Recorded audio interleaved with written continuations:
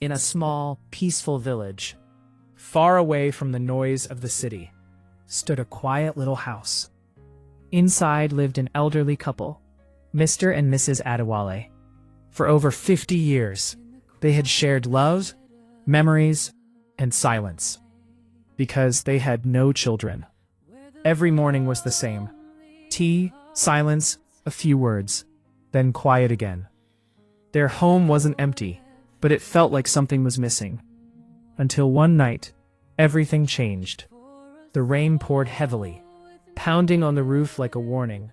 The wind howled through the trees. And then suddenly, knock, knock, knock. Mrs. Adewale froze. "Who could that be at this hour?" she whispered. Adewale slowly stood up, his heart beating faster than usual. He walked to the door, paused, then opened it. And there she was, a young girl, barely 18, soaked in rain, shivering, frightened. "Please," she said softly, "I have nowhere else to go." There was something in her eyes, fear, pain, desperation. Without a second thought, they let her in. They wrapped her in warm clothes, gave her hot tea, sat her close to the fire.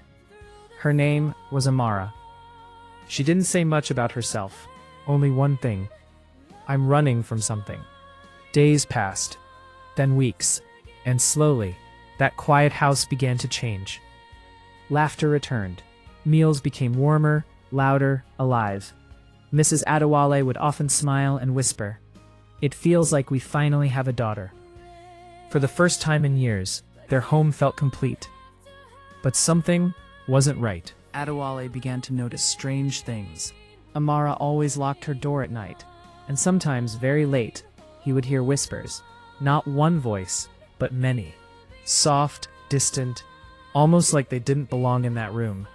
One night, he couldn't ignore it anymore. He walked quietly to her door and listened. "They're coming. You can't hide forever." His heart skipped. The next morning, he sat across from her.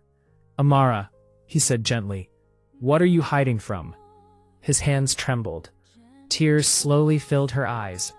"They will find me," she whispered. Miss Adewale leaned closer. "Who will?"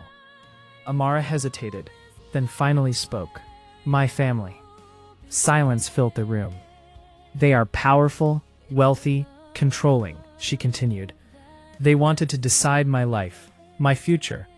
They even chose a man I was forced to marry." Her voice cracked. "I couldn't breathe anymore, so I ran." The couple looked at each other. This wasn't just fear. This was real and dangerous.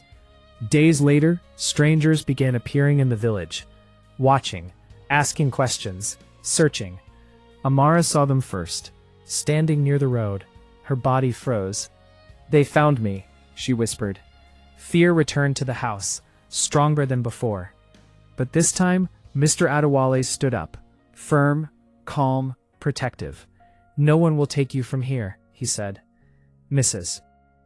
Adewale held Amara tightly. "You are not alone anymore." That night, the knock came again.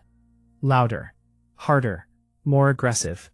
Mr. Adewale opened the door. Two men stood there. Cold eyes, sharp voices. "We're looking for a girl." Silence. Adewale stepped forward. "There is no one here for you." The tension grew. The air became heavy. But behind him, Amara stood. No longer shaking, no longer afraid. For the first time, she wasn't alone. The men stared, then slowly turned and left. And just like that, the storm ended. Days passed. Peace returned. But this time, it stayed. The laughter, the warmth, the love was real. One morning, under the rising sun, the three of them sat outside, smiling, quiet, but no longer empty. Because sometimes, family isn't who you are born to. It's who opens the door when you have nowhere left to go. And that night, when Amara knocked, she didn't just find shelter.